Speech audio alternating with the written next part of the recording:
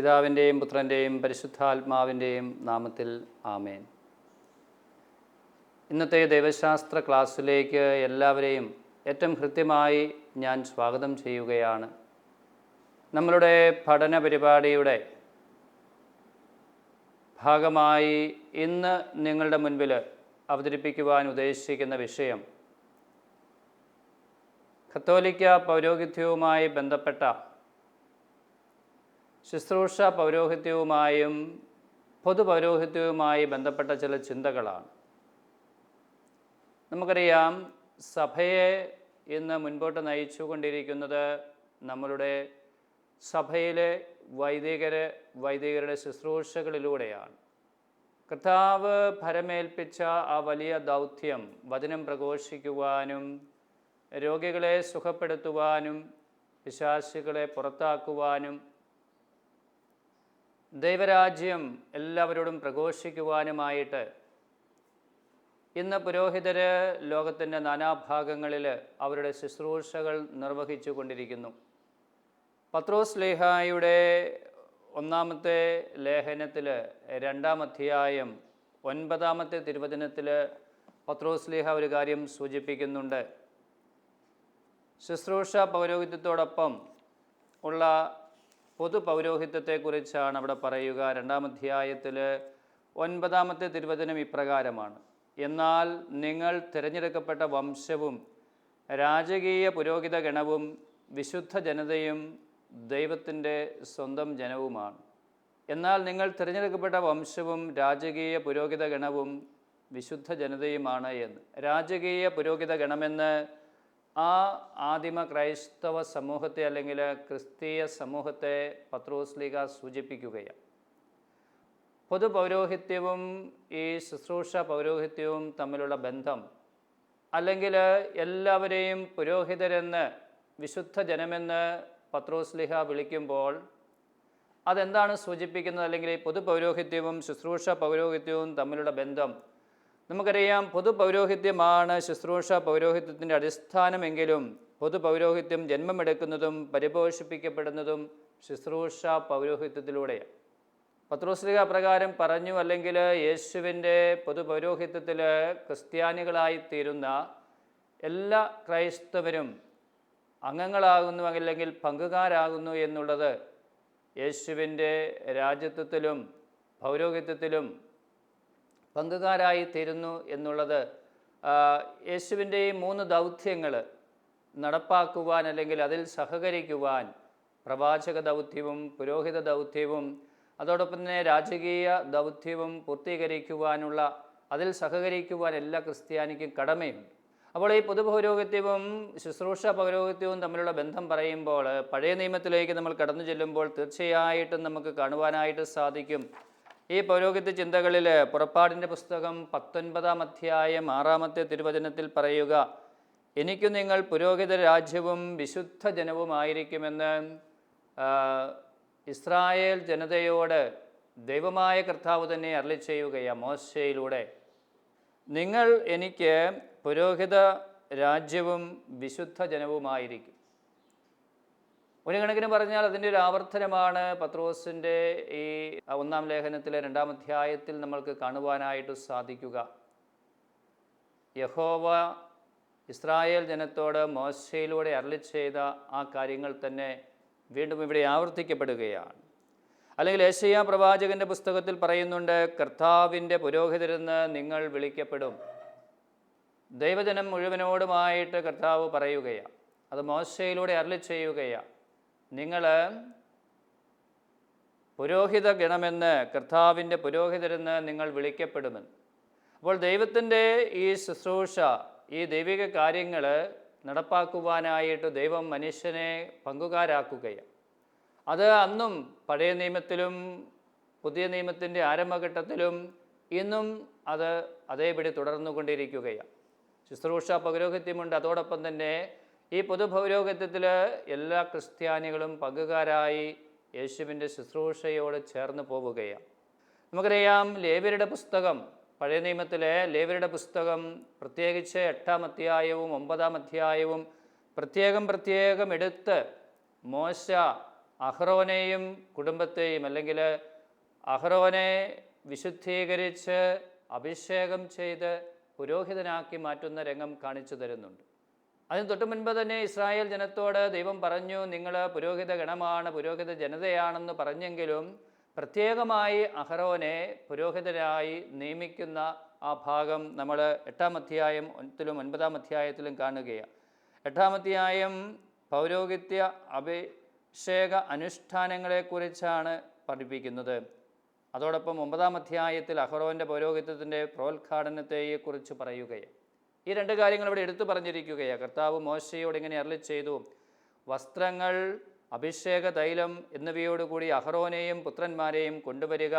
അനന്തരം മോശ അഹ്റോനെയും പുത്രന്മാരെയും മുൻപോട്ട് കൊണ്ടുവന്ന് അവരെ വെള്ളം കൊണ്ട് കഴുകുകയും അഹ്റോനെ കുപ്പായം അണിയിച്ചു, അരപ്പട്ട കെട്ടി, മേലങ്കി ധരിപ്പിച്ചു, തലപ്പാവ് ധരിപ്പിച്ച് അതിൻ്റെ മുൻവശത്തായി കർത്താവ് കൽപ്പിച്ചിരുന്നതുപോലെ വിശുദ്ധ കിരീടമായ പൊൻ തകിട് ചാർത്തി പിന്നീട് ശിരസിൽ തൈലാഭിഷേകം ചെയ്ത് അഹ്റോനെ വിശുദ്ധീകരിച്ച് ഒരു പുരോഹിതനാക്കി ഉയർത്തുകയാണ്. അപ്പോൾ ഇവിടെ ഒരു ഭിന്നതയില്ല. ചില ക്രൈസ്തവ വിഭാഗങ്ങൾ, ചില ഗ്രൂപ്പുകളൊക്കെ ചിലപ്പോൾ പറയാറുണ്ട്, കത്തോലിക്ക സഭയിലെ പൗരോഹിത്യത്തിൻ്റെ പ്രാധാന്യത്തെക്കുറിച്ച് അല്ലെങ്കിൽ അതിൻ്റെ ആവശ്യമുണ്ടോ എന്ന് ചോദിക്കുന്ന ചില ആളുകൾ, അല്ലെങ്കിൽ ഇന്ന് നമുക്കറിയാം സഭയെ നയിക്കുന്നത് മാർപ്പാപ്പന്മാരും മെത്രാന്മാരും അവരോട് ചേർന്ന് വൈദികരും ഓരോ ഇടവകയിലും തങ്ങളെ ഏൽപ്പിച്ചിരിക്കുന്ന ദൈവജനത്തെ വിശുദ്ധീകരിക്കുവാൻ, ദൈവത്തിൻ്റെ വചനത്താൽ അഭിഷേകം ചെയ്യുവാൻ, കുദാശകൾ പരികർമ്മം ചെയ്യുവാൻ പുരോഹിതരെ ചുമതലപ്പെടുത്തിയിട്ടുണ്ട്. ആ പൗരോഹിത്യത്തോട് ബന്ധപ്പെട്ട് അതിനോട് പൂർണ്ണമായും ചേർന്നാണ് കത്തോലിക്ക സഭ മുൻപോട്ട് പോയിക്കൊണ്ടിരിക്കുന്നത് എന്ന് നമുക്കറിയാം. പുരോഹിതരില്ലാത്തിടത്ത് കുദാശകൾ പരികർമ്മം ചെയ്യുവാൻ, വചനം പ്രഘോഷിക്കുവാനായിട്ട് അൽമായർക്കും മറ്റാളുകൾക്കുമൊക്കെ സാധ്യമാണെങ്കിലും യഥാർത്ഥത്തിൽ ദൈവത്തിൻ്റെ വചനം പങ്കുവയ്ക്കുവാനും മനസാന്തരത്തിലേക്ക് നയിക്കുവാനും അതിലൂടെ കടന്നു വരുന്നവർക്ക് കുദാശകൾ പരികർമ്മം ചെയ്ത് മാമോദീസ മുതൽ രോഗിലേപനം വരെയുള്ള എല്ലാ കുദാശകളും അവർക്ക് കൊടുക്കുവാനൊക്കെ സാധിക്കണമെങ്കിൽ പൗരോഹിത്യം തീർച്ചയായിട്ടും ആവശ്യമാണ്, അതിന് പ്രാധാന്യമുണ്ട്. അപ്പോൾ ഈ പൊതു പൗരോഹിത്യം ജനം മുഴുവൻ, ക്രിസ്തീയ ജനത മുഴുവൻ വിശുദ്ധ ജനവും പുരോഹിതരുമാണ് എന്നുള്ള ഈ വാക്യങ്ങൾ പത്രോസ്ലീഹായുടെയും പുറപ്പാട് പുസ്തകത്തിലെയും ഒക്കെ കാര്യങ്ങൾ എടുത്തു പറഞ്ഞ് ചിലർ വിമർശിക്കാറുണ്ട് കത്തോലിക്ക പൗരോഹിത്യത്തെ. അപ്പോൾ അതിനുള്ള മറുപടി നമുക്ക് പഴയ നിയമത്തിൽ തന്നെ കാണാം. അതിൻ്റെ തുടർച്ച പുതിയ നിയമത്തിലേക്ക് കടന്നു വരുമ്പോൾ യേശുവിൻ്റെ പൗരോഹിത്യവും ഒക്കെ നമുക്ക് മനസ്സിലാക്കാവുന്ന കാര്യങ്ങൾ. പ്രത്യേകിച്ച് ഇവിടെ 8-ാം അധ്യായത്തിൽ വ്യക്തമായിട്ട് എടുത്തു പറയുന്നുണ്ട്. വീണ്ടും മോശ പാവപരിഹാര ബലിക്കുള്ള കാളയെ കൊണ്ടുവന്നു. അഹ്റോനും പുത്രന്മാരും അതിൻ്റെ തലയിൽ കൈകൾ വെച്ച് ആ കാളകളെ ദൈവത്തിന് സമർപ്പിക്കുകയാണ്. അത് പുരോഹിതൻ ചെയ്യേണ്ട ജോലിയാണ്, പുരോഹിതൻ്റെ ധർമ്മമാണ്. അഹ്റോനും പുത്രന്മാരും അതിൻ്റെ തലയിൽ കൈകൾ വെച്ചു. ദഹനബലിക്കുള്ള മുട്ടാടിനെ അവൻ കൊണ്ടുവന്നു. അഹ്റോനും പുത്രന്മാരും അതിൻ്റെ തലയിൽ കൈകൾ വെച്ചു. അനന്തരം മോശ കുറച്ച് അഭിഷേക തൈലവും ബലിപീഠത്തിന്മേലുള്ള രക്തവും എടുത്ത് അഹ്റോൻ്റെയും അവൻ്റെ വസ്ത്രങ്ങളുടെയും മേലും പുത്രന്മാരുടെയും അവരുടെ വസ്ത്രങ്ങളുടെയും മേലും തളിച്ചു. അങ്ങനെ മോശ അഹ്റോനെയും അവൻ്റെ വസ്ത്രങ്ങളെയും പുത്രന്മാരെയും അവരുടെ വസ്ത്രങ്ങളെയും വിശുദ്ധീകരിച്ചു എന്ന് ലേവ്യരുടെ പുസ്തകത്തിൽ 8-ാം അധ്യായം 1 മുതൽ 30 വരെയുള്ള തിരുവചനങ്ങൾ എടുത്തു വായിക്കുമ്പോൾ നമുക്ക് കാണാനായിട്ട് പറ്റും. വചനമാണ് നമ്മളെ ഇത് ഓർമ്മപ്പെടുത്തുക. പഴയ നിയമത്തിൽ മോശയാണ് ഇസ്രായേൽ ജനതയെ നയിക്കുന്നത് എന്ന് നമുക്കറിയാം. ദൈവത്താൽ പ്രത്യേകം നിയോഗിക്കപ്പെട്ടവനാണ് മോശ. ഇസ്രായേൽ ജനത്തിന് എല്ലാ അടിസ്ഥാന ദൈവവുമായിട്ടുള്ള ഉടമ്പടിയും കൽപ്പനകളും ഇങ്ങനെയെല്ലാം മോശയിലൂടെയാണ് ലഭ്യമാകുന്നത്. ഈ മോശ തന്നെയാണ് അഹ്റോനെയും മക്കളെയും പുരോഹിതരായി അഭിഷേകം ചെയ്ത് ഈ സമൂഹത്തിൻ്റെ വിശുദ്ധീകരണത്തിന് വേണ്ടി ആദ്യമേ അവരെ തന്നെ വിശുദ്ധീകരിക്കുകയാണ് മോശ. അവരെ തന്നെ സമർപ്പിക്കുകയാണ്, അവരെ തന്നെ അഭിഷേകം ചെയ്യുകയാണ്. ഇന്ന് നമുക്കറിയാം കത്തോലിക്ക പൗരോഹിത്യത്തിൽ പുരോഹിതരാകുന്നവരെ വിളിക്കും. ദൈവവിളി സ്വീകരിച്ച് കടന്നു വരുന്നവരെ, ദൈവത്തിൻ്റെ ആ വിളി സ്വീകരിക്കുന്നവരെ പ്രത്യേകമായി തിരഞ്ഞെടുത്ത് മാറ്റി നിർത്തി ഒരുക്കി അഭിഷേകം ചെയ്ത് മെത്രാനാൽ അഭിഷേകം ചെയ്ത് പുരോഹിതരായി മാറ്റി നിർത്തുകയാണ്. സമൂഹത്തിനു വേണ്ടി, ലോകത്തിനു വേണ്ടി അവരെ തന്നെ സമർപ്പിക്കുകയാണ്. അപ്പം ഇത് ലേവ്യരുടെ പുസ്തകം 8-ാം അധ്യായത്തിൽ മോശ ചെയ്തതിൻ്റെ ആവർത്തനമാണ് എന്ന് വേണമെങ്കിൽ പറയാം. അതോടൊപ്പം വീണ്ടും നമുക്ക് കാണാൻ പറ്റും 9-ാം അധ്യായത്തിൽ അഹ്റോൻ ആദ്യം തനിക്കു വേണ്ടിയും ജനത്തിനു വേണ്ടിയും ബലിയർപ്പിക്കുന്നു. ഇതാണ് പുരോഹിതൻ്റെ കടമ എന്ന് പറയുന്നത്. ഒരു പുരോഹിതൻ, പ്രത്യേകിച്ച് പൊതു പൗരോഹിത്യത്തിൽ നിന്നും വ്യത്യസ്തമായി ഒരു പുരോഹിതൻ ചുമതല ഏൽപ്പിക്കപ്പെടുന്നത് അല്ലെങ്കിൽ നിയോഗിക്കപ്പെടുന്നത് തനിക്ക് വേണ്ടിയും ജനം മുഴുവന് വേണ്ടിയും ബലിയർപ്പിക്കുവാനായിട്ടാണ്. എങ്ങനെ കൃത്യമായിട്ടത് വിവരിക്കുന്നുണ്ട്. വീണ്ടും അവസാനം ദൈവജനത്തിന് ആശീർവാദം നൽകിക്കൊണ്ട് 9-ാം അധ്യായം 22-ാമത്തെ വചനത്തിൽ നമുക്ക് കാണാൻ പറ്റും. അഹറോൻ ദൈവജനം മുഴുവനെയും കൈകൾ ഉയർത്തി ആശീർവദിക്കുകയാണ്. ദൈവത്തിൻ്റെ നാമത്തിൽ, യഹോവയുടെ നാമത്തിൽ, ഇസ്രായേലിൻ്റെ ദൈവമായ കർത്താവിൻ്റെ നാമത്തിൽ അഹറോൻ അവരെയെല്ലാം ആശീർവദിച്ചുകൊണ്ട് ആ ചടങ്ങുകൾ അവസാനിപ്പിക്കുകയാണ്. അപ്പോൾ ഇത് ഈ അഹറോനിലൂടെ അല്ലെങ്കിൽ മെൽക്കീസദേക്കിലൂടെ വീണ്ടും നമ്മൾ തുടർന്ന് ആരംഭിച്ച ആ പൗരോഹിത്യം ഇന്ന് കത്തോലിക്ക പൗരോഹിത്യത്തിൽ എത്തി നിൽക്കുകയാണ്. അതിൻ്റെ തുടർച്ചയായിട്ടത് തുടർന്നു കൊണ്ടിരിക്കുകയാണ്. ബൈബിളിൽ, വിശുദ്ധ ഗ്രന്ഥത്തിൽ നമുക്ക് വ്യക്തമായിട്ടത് കാണാനായിട്ട് പറ്റും. വീണ്ടും സംഖ്യയുടെ പുസ്തകത്തിൽ പൗരോഹിത്യത്തെ ദൈവത്തിൽ നിന്നുള്ള ഒരു വരദാനമായിട്ട് ദൈവം നൽകുന്ന ഒരു ദാനമാണ്. ഇതാരും സ്വയം തിരഞ്ഞെടുക്കുന്നതോ സ്വീകരിക്കുന്നതോ അല്ല. മോശ അഹ്റോനെ പ്രത്യേകമായിട്ട് തിരഞ്ഞെടുത്തതാണ് ദൈവത്തിൻ്റെ നാമത്തിൽ. ഈ ഒരു വരദാനം ദൈവം നൽകുന്നതാണ്. നിന്റെ സഹോദരന്മാരായ ലേവ്യരെ ഇസ്രായേലിൽ നിന്ന് ഞാൻ വേർതിരിച്ചെടുത്തിരിക്കുന്നു. സമാഗമ കൂടാരത്തിൽ ശുശ്രൂഷ ചെയ്യുന്നതിന് കർത്താവിനുള്ള ദാനമായി അവരെ ഞാൻ നിങ്ങൾക്ക് തരുന്നു എന്ന് പറഞ്ഞ് ഇസ്രായേൽ ജനത്തിന് ദാനമായിട്ട് കൊടുക്കുകയാണ്. അവരെ ദൈവം പ്രത്യേകം തിരഞ്ഞെടുത്ത് ദൈവത്തിൻ്റെ സ്വന്തമാക്കിയിട്ട് ദൈവം അവരെ ദാനമായി ഇസ്രായേൽ ജനത്തിന് നൽകുന്നു. വളരെ മനോഹരമായ പൗരോഹിത്യത്തെക്കുറിച്ചുള്ള ചിന്തയാണ്.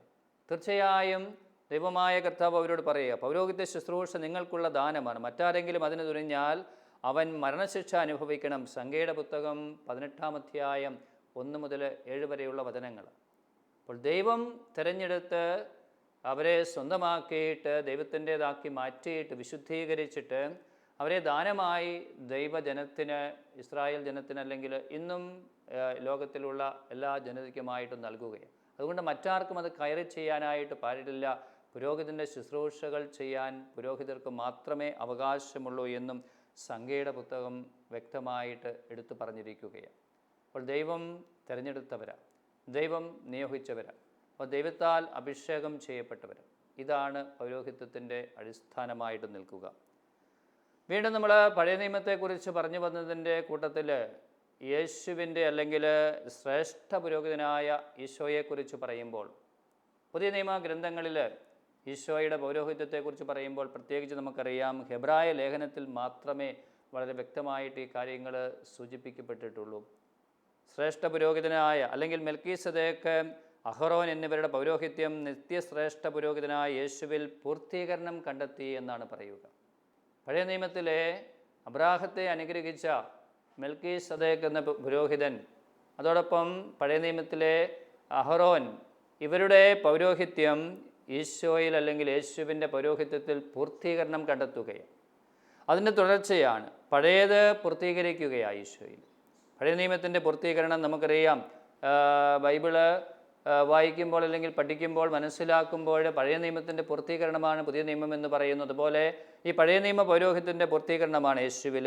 ക്രിസ്തുവും പ്രധാന പുരോഹിതനാകുന്നതിന് തന്നെ മഹത്വപ്പെടുത്തുകയില്ല. ക്രിസ്തുവിൻ്റെ പൗരോഹിത്യത്തെക്കുറിച്ച് പറയുമ്പോൾ ഞാൻ പറഞ്ഞു, ദൈവം ഒരാളെ വിളിച്ച് തൻ്റെ സ്വന്തമാക്കി അഭിഷേകം ചെയ്ത് ദാനമായി അല്ലെങ്കിൽ ദൈവജനത്തിന് നൽകുകയാണ്. ഈശോയുടെ കാര്യത്തിലും അതുതന്നെയാണ് സംഭവിക്കുന്നത്. ഈശോ സ്വയം തന്നെ മഹത്വപ്പെടുത്തുകയല്ല, തന്നെ നിയോഗിക്കുകയല്ല. ദൈവപിതാവ് പുത്രനെ നമുക്കായി നൽകുകയാണ്. ഇവിടെ പറയുന്നുണ്ട്, ഹെബ്രായ ലേഖനത്തിൽ 5-ാം അധ്യായം 5 മുതൽ 10 വരെയുള്ള തിരുവചന ഭാഗം വളരെ മനോഹരമായ തിരുവചന ഭാഗമാണ്. നീ എൻ്റെ പ്രിയപുത്രനാണ്, ഇന്നു നിനക്ക് ഞാൻ ജന്മമേകി എന്നവനോട് പറഞ്ഞവൻ തന്നെയാണ് അവനെ മഹത്വപ്പെടുത്തിയത്. അവിടുന്ന് വീണ്ടും പറയുന്നു, മെൽക്കീസദേക്കിൻ്റെ ക്രമപ്രകാരം നീ എന്നേക്കും പുരോഹിതനാണ്. ദൈവമായ കർത്താവാണ് ഇത് ഈശോയോട് പറയുന്നു. പിതാവായ ദൈവം തൻ്റെ പുത്രനെ പുരോഹിതനായി നമുക്കായി നൽകിയിരിക്കുകയാണ്.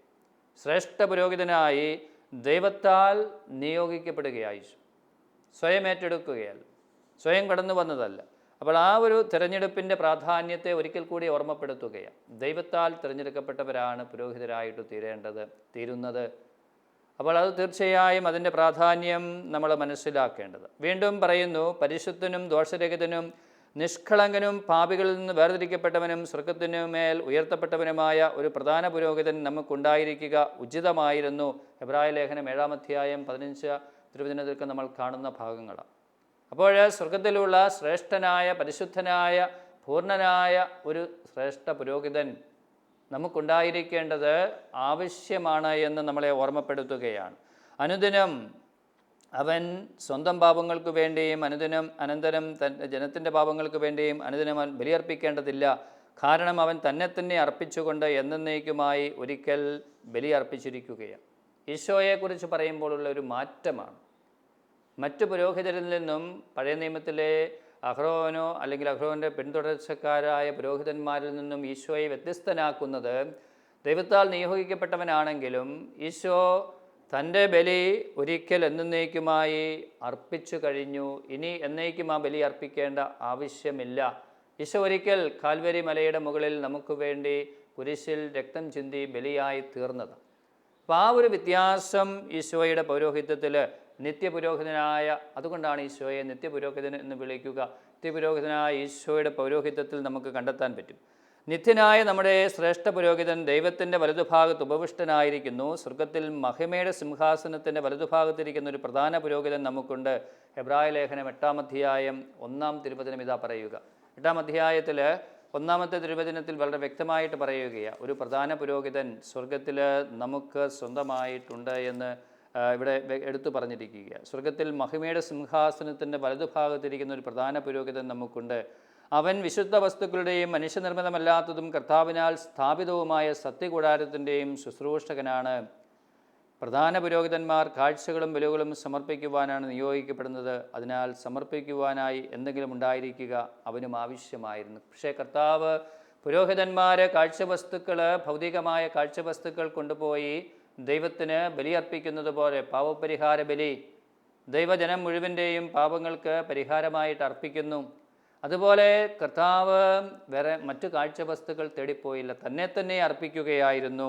അവൻ ഭൂമിയിലായിരുന്നെങ്കിൽ നിയമപ്രകാരം കാഴ്ചകൾ അർപ്പിക്കുന്ന പുരോഹിതന്മാർ അവിടെ ഉള്ളത് കൊണ്ട് പുരോഹിതനെയാകുമായിരുന്നില്ല. സ്വർഗീയ വസ്തുക്കളുടെ സാദൃശ്യത്തെയും നിഴലിനെയുമാണ് അവർ ശുശ്രൂഷിക്കുന്നത്. ഇപ്പോഴാകട്ടെ ക്രിസ്തു കൂടുതൽ ശ്രേഷ്ഠമായ വാഗ്ദാനങ്ങൾ അധിഷ്ഠിതമായ ഒരു ഉടമ്പടിയുടെ മധ്യസ്ഥനായിരിക്കുന്നത് പോലെ പഴയതിനേക്കാൾ കൂടുതൽ ശ്രേഷ്ഠമായ ഒരു ശുശ്രൂഷക സ്ഥാനം കർത്താവിന് ലഭ്യമായിരിക്കുകയാണ്. തന്നെ തന്നെ അർപ്പിച്ചുകൊണ്ട് ഈശോ ബലി അർപ്പിക്കുന്നത് തന്നെ തന്നെയാണ്. മറ്റൊരു വസ്തു ഈശോയ്ക്ക് ആവശ്യമില്ല എന്ന് ഇവിടെ എടുത്തു പറയുകയാണ്. കർത്താവ് അരുളി ചെയ്യുന്നു, അവർ എൻ്റെ ഉടമ്പടിയിൽ ഉറച്ചു നിന്നില്ല, അതുകൊണ്ട് ഞാനും അവരെ ശ്രദ്ധിച്ചില്ല. പക്ഷേ നമുക്കറിയാം, ദൈവജനം പലപ്പോഴും ദൈവത്തെ ധിക്കരിക്കുകയും പാപം ചെയ്യുകയും അകന്നു പോവുകയും ഒക്കെ ചെയ്യുമ്പോൾ വീണ്ടും അവരുടെ പാപങ്ങൾക്ക് പരിഹാരമായിട്ട് ബലിയർപ്പിക്കപ്പെടുക അല്ലെങ്കിൽ പാപപരിഹാരം ചെയ്യുക എന്നുള്ളത് തീർച്ചയായും നമുക്കറിയാം. ഇന്ന് യേശുവിൻ്റെ ആ ബലി ഇന്ന് പുരോഹിതരിലൂടെ അർപ്പിക്കപ്പെടുന്നുണ്ട്. ഈശോ തന്നെ സന്നിഹിതനായിക്കൊണ്ട് ആ ബലി അർപ്പിക്കപ്പെടുകയാണ്.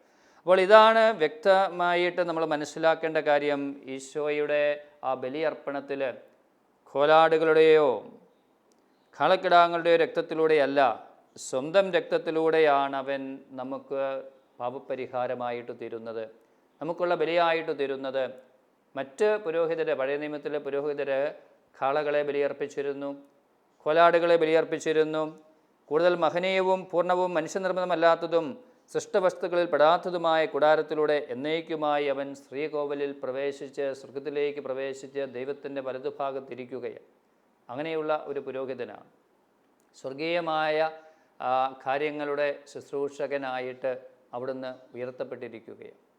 നമുക്കറിയാം, തീർച്ചയായും ഓരോ ബലിയർപ്പണവും ഈ സ്വർഗീയ രഹസ്യങ്ങളുടെ പ്രതീകാത്മകമായി നമ്മളിവിടെ അതിനെ കാണുമ്പോൾ, ഈ ബലിയർപ്പണത്തിൽ പഴയ നിയമ ജനത അവർക്ക് വേണ്ടി പുരോഹിതർ ചെയ്തിരുന്ന ആ മൃഗങ്ങളെയും ആടുകളെയും ഒക്കെ അർപ്പിക്കുന്നത്, ചെങ്ങാലികളെ അർപ്പിക്കുന്നതിൽ നിന്നും വ്യത്യസ്തമായി സ്വന്തം രക്തം അവിടുന്ന് സമർപ്പിക്കുകയാണ്. സ്വന്തം രക്തത്തിലൂടെയാണ് അവിടുന്ന് ബലിയർപ്പിക്കുന്നത്. കോലാടുകളുടെയും കളക്കിടാങ്ങളുടെയും രക്തം തളിക്കുന്നതും പശുക്കിടാവിൻ്റെ ഭസ്മം മറുതുന്നതും അശുദ്ധരെ ശാരീരികമായി ശുദ്ധീകരിക്കുമെന്ന് ഇവിടെ എടുത്തു പറയുകയാണ്. ആ പുരോഹിതർ ചെയ്യുമ്പോൾ അതിന് വിലയുണ്ട്, ശാരീരികമായിട്ട് ശുദ്ധീകരണം നൽകുകയാണ്. എന്നാൽ സത്യാത്മാവ് മൂലം കളങ്കമില്ലാത്ത ദൈവത്തിന് തന്നെ സമർപ്പിച്ച ക്രിസ്തുവിൻ്റെ രക്തം ജീവിക്കുന്ന ദൈവത്തെ ശുശ്രൂഷിക്കുവാൻ നമ്മുടെ അന്ധകരണത്തെ നിർജീവ പ്രവൃത്തികളിൽ നിന്ന് എത്രയധികം വിശുദ്ധീകരിക്കുകയില്ല എന്ന് ഹെബ്രായ ലേഖനത്തിൽ 9-ാം അധ്യായത്തിൽ പറയുകയാണ്. തീർച്ചയായും പുരോഹിതരുടെ ബലിയർപ്പണം അത് വിലപ്പെട്ടതാണ്, അത് തീർച്ചയായിട്ടും ആവശ്യമുള്ളത് തന്നെയായിരുന്നു. അപ്പോൾ പഴയ നിയമ കാലഘട്ടം കടന്ന് പുതിയ നിയമത്തിലേക്ക് എത്തുമ്പോൾ യേശുവിൻ്റെ ബലിയർപ്പണത്തിലൂടെ ഈ ഒരു നിത്യബലി അല്ലെ എന്നേക്കുമായുള്ള അർപ്പണം, സ്വന്തം രക്തം സ്വന്തം ജീവൻ നൽകിക്കൊണ്ട് അത് പൂർത്തീകരിക്കുകയാണ്. അപ്പോൾ പഴയ നിയമത്തിലെ ആ ബലികളെല്ലാം പൂർത്തീകരിക്കപ്പെടുന്നത് അല്ലെങ്കിൽ പൂർണ്ണമാക്കപ്പെടുന്നത് കർത്താവിൻ്റെ കാൽവരിയിലെ ആ ഒരു ബലിയിലൂടെയാണ്. അത് സ്വന്തം രക്തം സ്വന്തം ജീവൻ നൽകിക്കൊണ്ട് കർത്താവ് ബലിയർപ്പിക്കുകയാണ്. വിശുദ്ധീകരണം ലക്ഷ്യമാണ് ഏത് ബലിയർപ്പണത്തിൻ്റെയും. അപ്പോൾ പഴയ നിയമത്തിൽ നമ്മൾ കണ്ടു അഹറോനെ വിശുദ്ധീകരിക്കുന്നതായിട്ട് രക്തം തളിച്ച് അവരെ തന്നെ വിശുദ്ധീകരിക്കുന്നു. അല്ലെങ്കിൽ അഹറോൻ ബലിയർപ്പിക്കുന്നത് തൻ്റെ തന്നെ പാപത്തിൻ്റെ പരിഹാരമായി അല്ലെങ്കിൽ തൻ്റെ തന്നെ വിശുദ്ധീകരണത്തിനും ദൈവജനത്തിൻ്റെ വിശുദ്ധീകരണത്തിനുമാണ്. അപ്പോൾ ഓരോ ബലിയർപ്പണവും യേശുവിൻ്റെ ബലിയർപ്പണം അല്ലെങ്കിൽ ഈശോ രക്തം ചിന്തി മരിച്ചത് മനുഷ്യവംശത്തിൻ്റെ വിശുദ്ധീകരണത്തിന് വേണ്ടി. അപ്പോൾ പുരോഹിതർ ബലിയർപ്പിക്കുന്നത് ദൈവജനം മുഴുവൻ്റെയും വിശുദ്ധീകരണമാണ് അവിടെ ലക്ഷ്യമാക്കുന്നത്. യേശുവിൻ്റെ ത്യാഗബലി എന്നേക്കും ഒരിക്കൽ മാത്രമുള്ളതായിരുന്നു. അത് പറയുക ഹെബ്രായ ലേഖനം 10-ാം അധ്യായം 14-ാം തിരുവചനം, വിശുദ്ധീകരിക്കപ്പെട്ടവരെ അവൻ ഏകബലി സമർപ്പണം വഴി എന്നേക്കുമായി പരിപൂർണരാക്കിയിരിക്കുന്നു.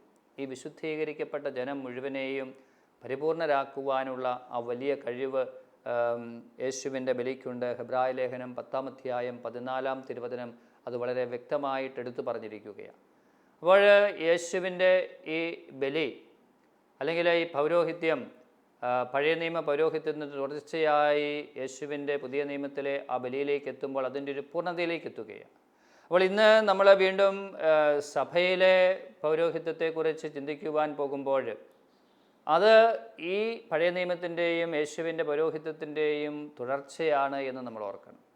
പഴയ നിയമത്തിലെ അഹറോൻ്റെയും മെൽക്കിസദേക്കിൻ്റെയും പൗരോഹിത്യം യേശുവിൻ്റെ പൗരോഹിത്യത്തിലൂടെ പൂർത്തീകരിക്കപ്പെട്ട് യേശുവിൻ്റെ ആ ഒരു ബലിയർപ്പണത്തിലൂടെ എല്ലാ ബലികളും എല്ലാ പാവപരിഹാര ബലികളും മനുഷ്യൻ്റെ വിശുദ്ധീകരണത്തിന് കാരണമായിട്ട് തീരുകയാണ്.